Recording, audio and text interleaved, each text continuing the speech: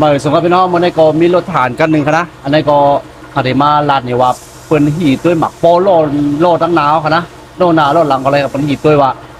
มันกวายเป็นไรเชือกจึงหื้อเนี่ยครับเนาะเอาครับนะครับเอานั่งสุดเอาแก้กแล้วเอาเมย์ให้เอาคืนนะเอาลองตรงเลยคณะพี่น้องคณะมาขายลาดเนี่ยว่าเป็นไรที่คณะนั่งสุดคณะพอเขามาเนี่ยเขายกซ้ายยกขวานะพี่น้องคณะเนี่ยยกซ้ายยกขวาพวกยกซ้ายยกขวาเนี่ยมันเดี๋ยวเป็นไตร้อนคณะพี่น้องคณะไตร้อนคณะพวกเป็นหมักปอมันเดี๋ยวจะยกตั้งแต่ทั้งเหนือเนี่ยนะเนี่ยตั้งแต่ทั้งเหนือเนี่ยนะปออันนี้เป็นหมักปอเนี่ยปองตรงเนี่ยได้อะไรครับแล้วว่าหมักปอมันก่อยครับตีเต้มันเต็มในตรงนะไผ่ซ้ายไผ่ขวาก็เต็มในตรงตั้งแต่ตั้งเหนือเนี่ยก็เต็มในตรงนะมันเดี๋ยวได้อย่างตรงนะฮะเนาะก็ตรงเลยมันก่อยเขานะพี่น้องเขานะอ๋อครับอันนี้เป็นหมักปองก่อยครับเนี่ยพี่น้องเต้เนี่ยตรงยุกเลยนะพวกมันเนี่ยแล้วครับพวกข้าวก่อนเขามันอีกเราคืนเขากว่าจะหมักโป้กว่าให้นะหมักโป้ก็ลงเด็กกว่าให้นะอย่างนั้นนะครับพี่น้องกันนะเพราะว่าเช่นหมักโป้ลูกปืนหมักโป้ใต้ร้อนว่าโป้จ้อยว่าจะไหนมันเชื่อกันไหนกันนะเพราะจะตั้งแต่ดั้งเหนือหมักโป้ตั้งซ้ายขวาเป็นใต้ร้อนจะนั้นครับพี่น้องกันนะอ๋อนี่แล้วครับอันนี้ก็เดี๋ยวมาลาดเดี๋ยวไล่เช็คมันยังไงเนี่ยครับนอกใครมาเปลี่ยนในพี่น้องเขาหน้าหมักโป้เขานะอ๋อพี่น้องเขาเนี่ยครับหมักโป้ครับแต่เดี๋ยวมาเปลี่ยนกันครับอันนี้เป็นรถทหารนี่เป็นรถวิโก้ฟูวินิ่งของเขานะเหมือนนี้ครับเหมือนในคณะนาตาครับนะมาเขาเปลี่ยนมานะพี่น้องครับอย่านั่งสุดเอาล่ออ่อนฮะมาก็ย่านนี้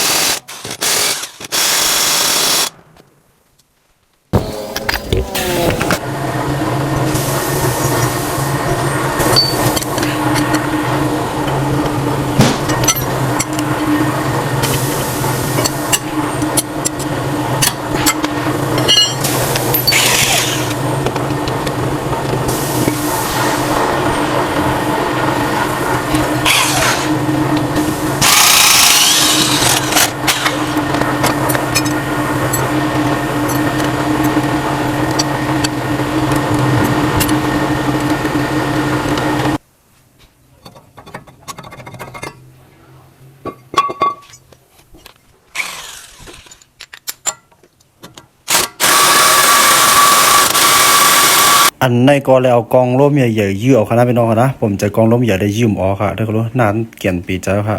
โลนะครับพอเอากองร่มยื้อออกเขาก็มันได้มีนัด17ค่ะนะอ๋อตั้งไก่มันตีจันไว้ลูกปืนนะนัด17ให้เขาเอาออกก็ต่อยไหนครับพี่น้องนะต่อยไส้ต่อยคอต่อยเตยต่อยเนื้อก็ออกไม้ไหนครับนะเพราะลูกปืนฟุยนี่มันออกหมดแล้วครับพี่น้องนะนะครับพอต่อยมันตีออกมาหมดเลยครับ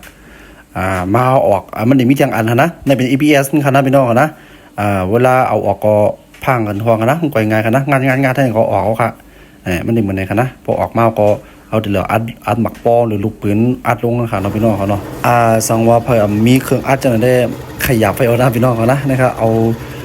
เล็กมาสีใส่ไก่นาดในคณะทั้งเมียนกันนะคะเนาะทั้งสองพังกันนะทั้งสีกันในเย้าก็หาเล็กที่มันเมียนกับเล็กนักเกียนลูกปืนหมักปอค่ะเนาะเราก็มาติ๊กลงออกกันเนี่ยผมมีหายดูลิตนี่ได้หยาบไปกันนะครับพอเตียกลงก่อนก็มันได้ออกมากำลอยลอยๆหน่อยกันนะมันได้ออกมากำลอยๆหน่อยครับพี่น้องนะจะว่าเตียกกันหนึ่งก็เตียกลืมจะกันนะพี่น้องมันได้มีตาเขาเนาะนะครับมันได้มีตากันนะว่ามันออกว่ามันเป็นหื้อเนี่ยครับพี่น้อง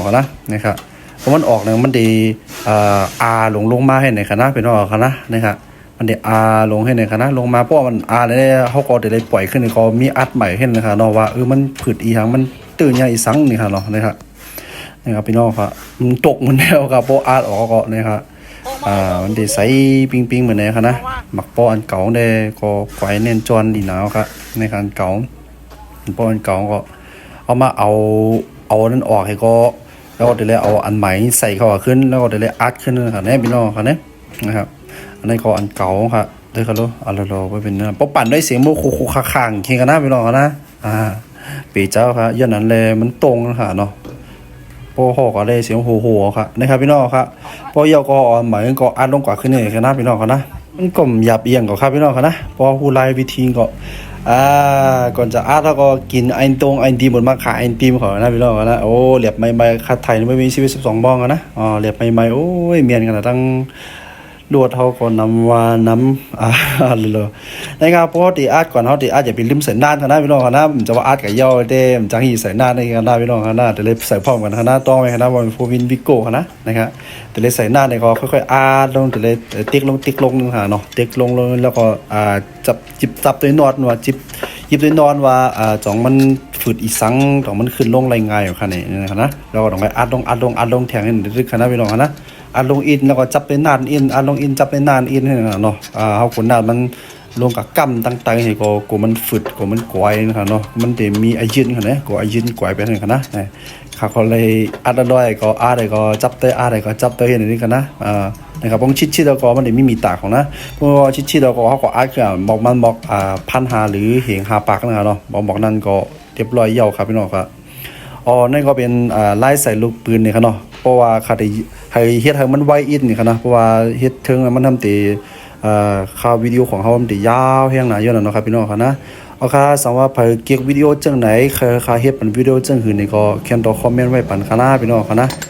สำหรับพี่น้องเขาใครสั่งเครื่องรถเครื่องกาตามเมืองไทยนี่ก็จอบถามข่าวมาเลยค่ะนะพี่น้องครับนะเดี๋ยวเขาได้จัดส่งปันค่ะนะพี่น้องครับนะเอาค่ะขอบใจอย่านำค่ะเหมือนสุงค่ะ